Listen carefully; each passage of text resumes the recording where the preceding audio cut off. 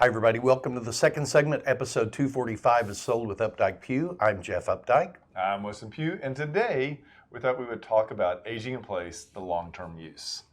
And this really is something that we're noticing more and more as people are trying to figure out, am I going to sell my house? Am I going to buy new? Did I buy my forever home at 3.25% interest rate? Where am I? And so this was really interesting, and we kind of were sparked to have this discussion because of the listing that we just brought on earlier at 6727 Sawmill Road, because it is so multi-generational and it is so perfect for people who are aging in place that we thought, hey, let's do a dive. And we found a really great article in Build magazine. This article was called The Long Game, and it was written by Lydia Lee. And she had some really interesting stats that kind of helped us put into perspective where the United States is actually heading. And so one of the things that they saw is that by 2034, that 65 and older, there will be more of those than children in the United States, per the Census Bureau. Yeah, so there's going to be more people over the age of 65 than there will be under the age of 65. Yeah, and that, well, they say, yeah, children under, but it's an interesting element because, you know, that over 65 at that point, you're really waiting for a huge bulk of Gen X to hit that number as well. Yes, very much so. And, you know, coming out of that, it shows that 8 in 10 adults that are 50 years old or older prefer to stay in their home or their community. And when you get into an older population of 65 plus, it jumps to 9 out of 10. One of the other things that we thought were really interesting, according to a 2020 report from the U.S. Census Bureau, it was called Old Housing New Needs, or the U.S. Ready for an Aging Population. Stairs and steps pose the greatest difficulty and negotiating a bathroom, which I knew about steps, but I didn't think about the stair or the thresholds and also the bathroom. It's really interesting, some of the things that we're going to talk about here that I was not aware of. Yeah. So what does aging in place mean? Some of the things that people are looking for are single floor living and definitely having bathroom accessibility on that first floor. First floor bedroom, the day that they put in MLS the floor that the master bedroom was on was a game changer, because you would have to call, if you had somebody that was important for, you'd call every one of those listing agents and say, hey, is that master on the first floor? Is that master on the first floor?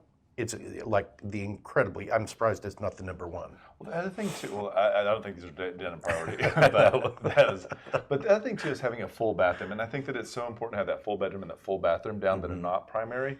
And I see a lot of developers trying to figure out, like, how do they expand a study into a bedroom. And the ones that figure that out by giving it the closet, giving it access and almost make it ensuite with a full bathroom, I think those are the winners. I think they're smart, and if you have that opportunity in a remodel, or if you're building and are able to get that added before the plans goes too far, I think that's a huge win.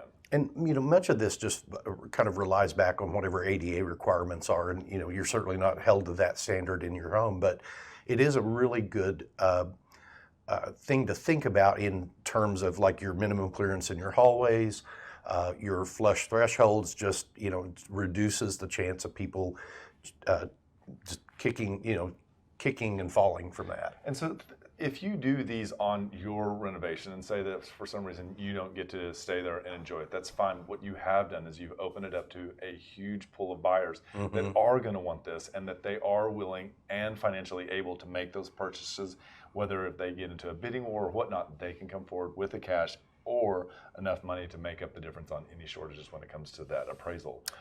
And, you know, the one of the other things that we didn't talk about, or situations we didn't talk about earlier, is there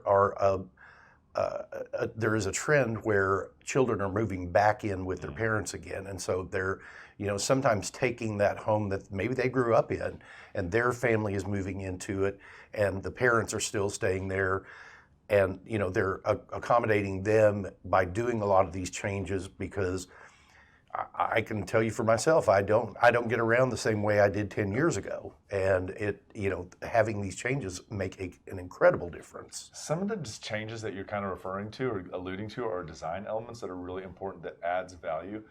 I had no idea, but if you think about it, you know, we shrink, maybe we're in a walker or whatnot, but closets with variable rod heights. I think that can be really, really easy to add, especially on a renovation. Touch faucets are also a great design element. We're seeing a lot more of the touchless faucets even in public restrooms. I think we'll begin to see even more of those in residential environments. Handles and knobs, we've always known about handles and knobs. That's been one of the things, but again, it is, if you're going to take and look for a big reno, go with the handles. Microwaves in lower cabinets, that is a newer thing.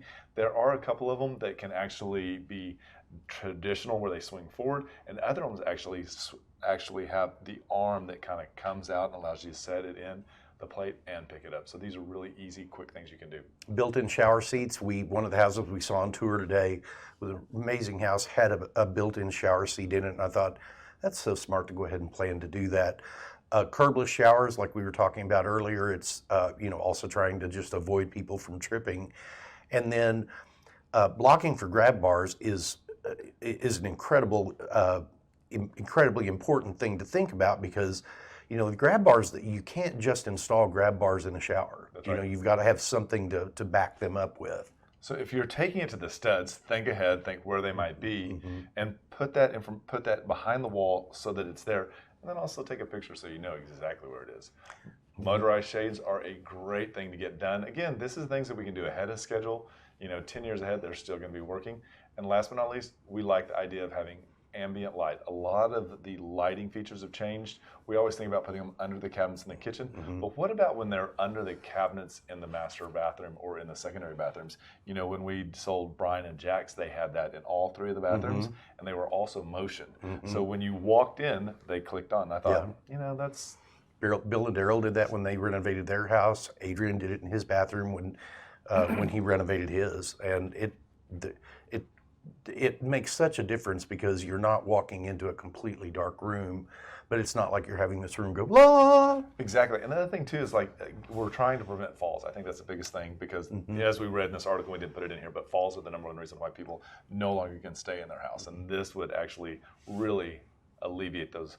Last thing that we wanted to talk about was actual walkability is also key. And it's not just the walkability to a location, but it's actually being able to get out and socialize. And one of the things that they said, and it's sad, but 50% of the increase, there's a 50% increase in dementia for elderly people who do not have contact with others. And it makes sense. That does not surprise me. We see it all the time, and so you're going to see actually larger planned communities where they're actually trying to keep everything within 5-minute walk to the actual center, so that makes it easier for people to get together, aggregate, and hopefully be able to stay in place longer. So we hope you found this helpful. If there's any questions you have about it, certainly reach out to us. We'd be happy to answer those. And if there are any other topics that you'd like for us to talk about, please leave those comments and we'll be happy to do it. And just remember, we want to be your realtors for life. My voice. When you're ready to talk real estate, you can reach us online, by phone, or by text at 214-377-2223. And remember, we want to be your realtors for life.